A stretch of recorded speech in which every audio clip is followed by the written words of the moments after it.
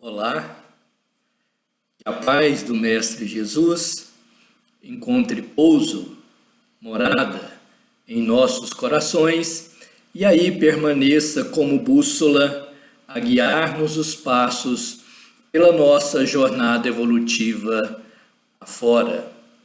Meu nome é Onofre Alexandre. Vamos fazer hoje uma reflexão sobre o tema a reencarnação no Velho Testamento, com base nos itens de 12 a 17 do capítulo 4 do Evangelho segundo o Espiritismo, cujo título desse capítulo 4 é Ninguém poderá ver o reino de Deus se não nascer de novo. Antes de abordarmos o tema a reencarnação no Velho Testamento, entendemos ser importante fazer uma contextualização do assunto para uma melhor compreensão do mesmo. Allan Kardec inicia esse capítulo 4 do Evangelho segundo o Espiritismo com um assunto que ele denominou de ressurreição e reencarnação. E na análise que ele faz, ele esclarece que a reencarnação fazia parte dos dogmas dos judeus sob o nome de ressurreição. Somente os saduceus, ou seja, os judeus seguidores de uma seita da época criada por Sadoc, cuja crença era a de que tudo acabava com a morte, não acreditavam nisso. Para demonstrar essa afirmação, Kardec, nos itens de 1 a 11 desse capítulo 4, vai citar algumas passagens do Novo Testamento, demonstrando que Jesus falou sobre reencarnação e que os judeus realmente tinham conhecimento dela, da reencarnação, apenas que com o nome de ressurreição.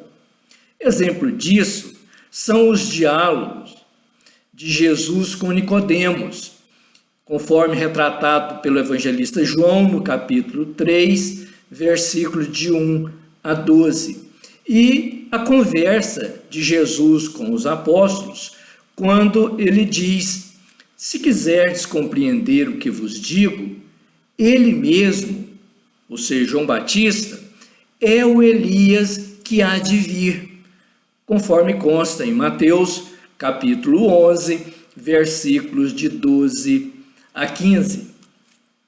Pois bem, na sequência, nos itens de 12 a 15, ou seja, os assuntos já relacionados com o tema de hoje, Allan Kardec transcreve várias citações do Velho Testamento que também demonstram que os judeus, mesmo antes da vinda de Jesus, já tinham conhecimento da reencarnação.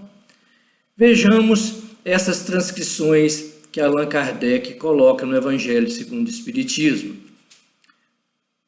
A primeira diz assim, de Isaías, diz assim: aqueles do vosso povo a quem a morte foi dada, viverão de novo. Viverão de novo. Aqueles que estavam mortos em meio a mim ressuscitarão. Aqueles que estavam mortos em meio a mim ressuscitarão. Despertai do vosso sono e entoai louvores a Deus, vós que habitais no pó. Porque o orvalho que cai sobre vós é um orvalho de luz, e porque arruinareis a terra e o reino dos gigantes. Isso está em Isaías, capítulo 26, versículo 19.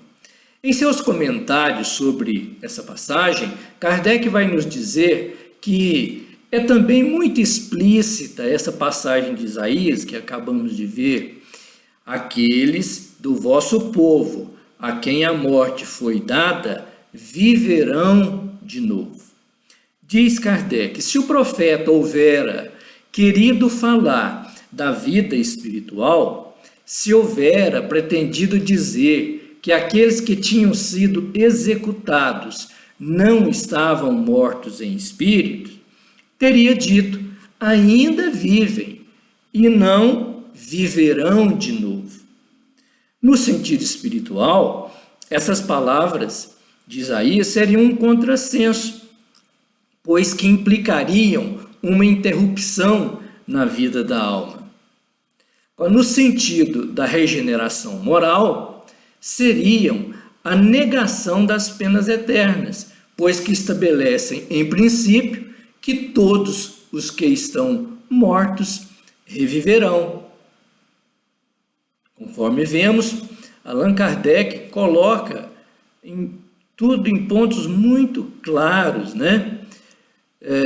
Essas palavras de Isaías só podem ser interpretadas se raciocinarmos em termos de reencarnação e não em termos de ressurreição. Mas na sequência, Allan Kardec cita as seguintes passagens de Jó, no Velho Testamento. Mas, quando o homem há morrido uma vez, quando seu corpo, separado de seu espírito, foi consumido, que é feito dele? Tendo morrido uma vez, poderia o homem reviver de novo? Nesta guerra em que me acho todos os dias da minha vida, espero que chegue a minha mutação. Isso está em Jó, capítulo 14, versículos 10 e 14. Conforme na Bíblia, conforme tradução de Le Maistre de Sacy, conforme coloca Allan Kardec. Mas continua as citações de Kardec, ainda de Jó. Quando o homem morre, perde toda a sua força, expira. Depois, onde está ele? Se o homem morre, viverá de novo? Esperarei todos os dias de meu combate, até que venha alguma mutação?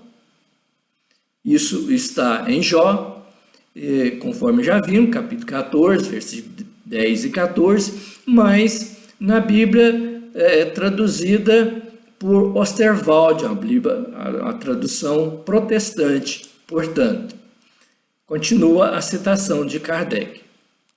Quando o homem está morto, vive sempre.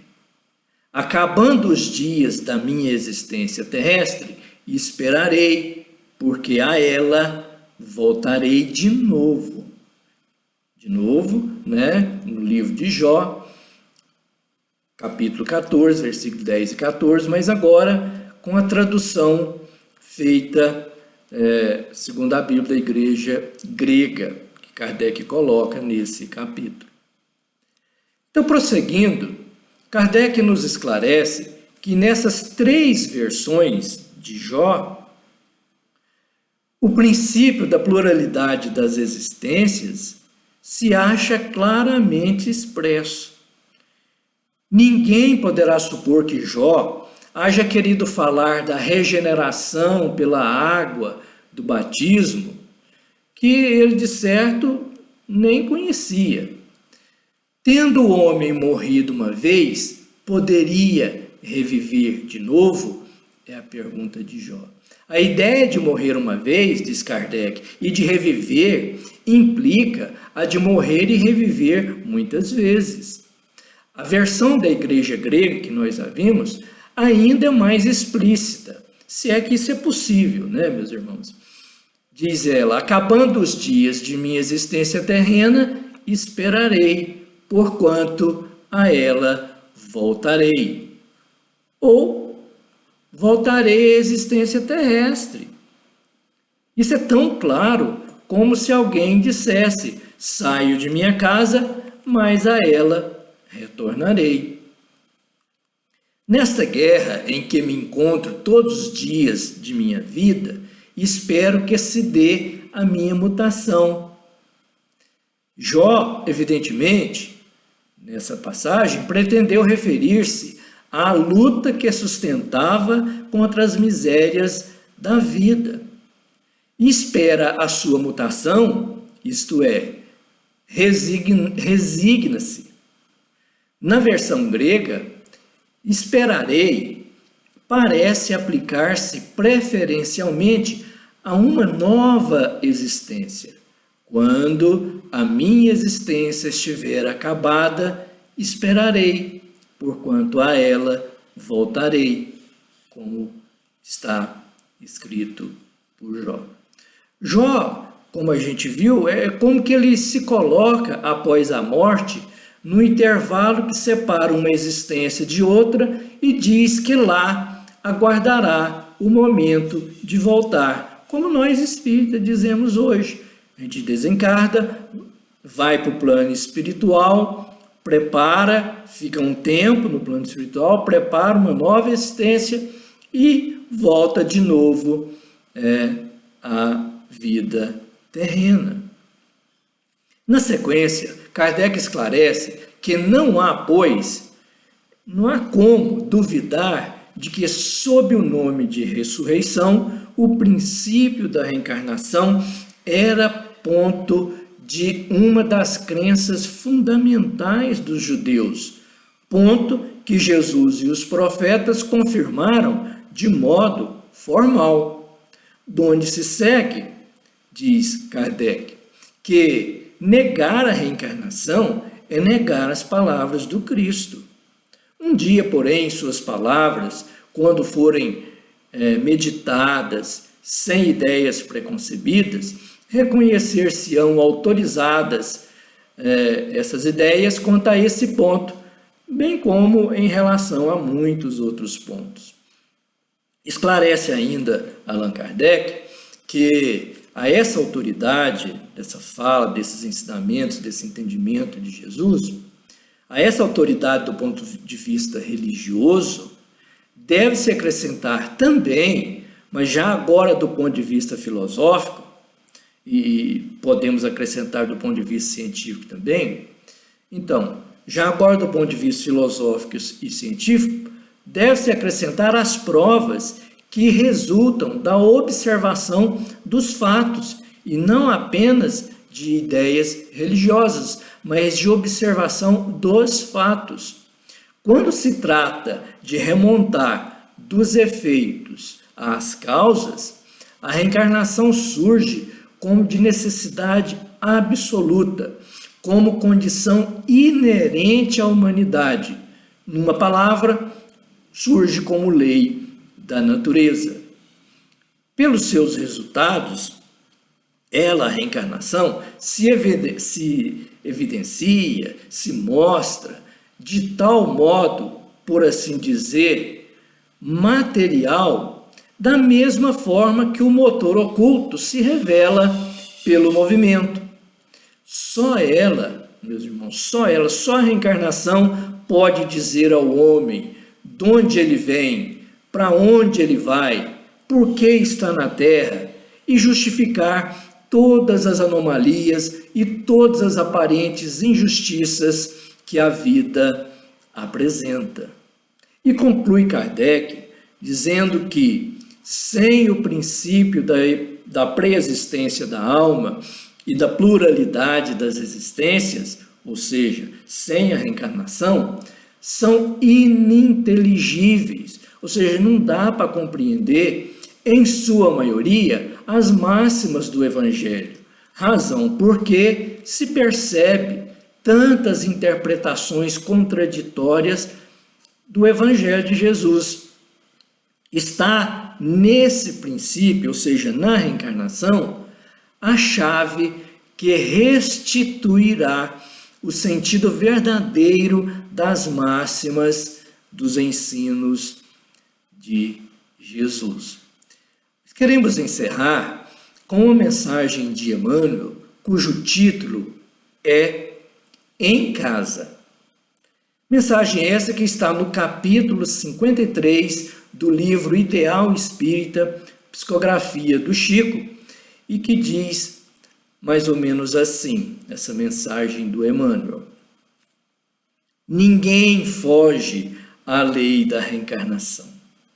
Ontem, quer dizer, na vida passada, atraiçoamos a confiança de um companheiro, induzindo a derrocada moral. Hoje, guardamo-lo na condição do parente difícil que nos pede sacrifício incessante. Ontem, vida passada, abandonamos a jovem que nos amava, incluindo-a ao mergulho na lagoa do vício. Hoje, temo-la de volta por filha incompreensiva, necessitada de amor. Ontem, colocamos o orgulho e a vaidade no peito de um irmão que nos seguia os exemplos menos felizes. Hoje, partilhamos com ele a afeição de esposo despótico ou de filho problema, o cálice amargo da redenção. Ontem, esquecemos compromissos veneráveis, arrastando alguém ao suicídio. Hoje, reencontramos esse mesmo alguém na pessoa de um filhinho, portador de moléstia irreversível, tutelando-lhe à custa de lágrimas o trabalho de reajuste. Ontem, abandonamos a companheira inexperiente, à míngua de todo auxílio, situando-a nas garras da delinquência. Hoje, achamo-la ao nosso lado, na presença da pessoa, da esposa conturbada e doente, a exigir-nos permanência no curso infatigável da tolerância. Ontem, dilaceramos a alma sensível de pais afetuosos e devotados, sangrando-lhes o espírito apunhalado de ingratidão. Hoje, moramos no espinheiro, em forma de lar, carregando fardos de angústia, a fim de aprender a plantar carinhos e fidelidade. À frente de toda a faculdade e de toda prova, diz Emmanuel, abençoa sempre e faz o melhor que possas. Ajuda aos que te partilham a experiência, ora pelos que te perseguem, sorria para os que te ferem e desculpa todos aqueles que te injuriam. A humanidade é chave de nossa libertação, e sejam quais sejam os teus obstáculos na família, é preciso reconhecer que toda construção moral do reino de Deus perante o mundo começa nos alicerces invisíveis da luta em casa.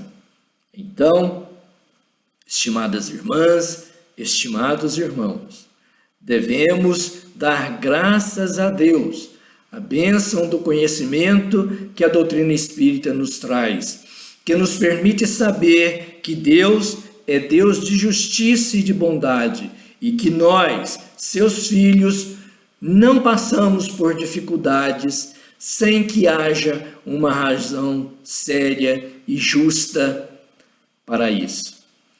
Que a paz do Mestre Jesus permaneça conosco e que Deus nos abençoe a todos, agora, hoje e sempre.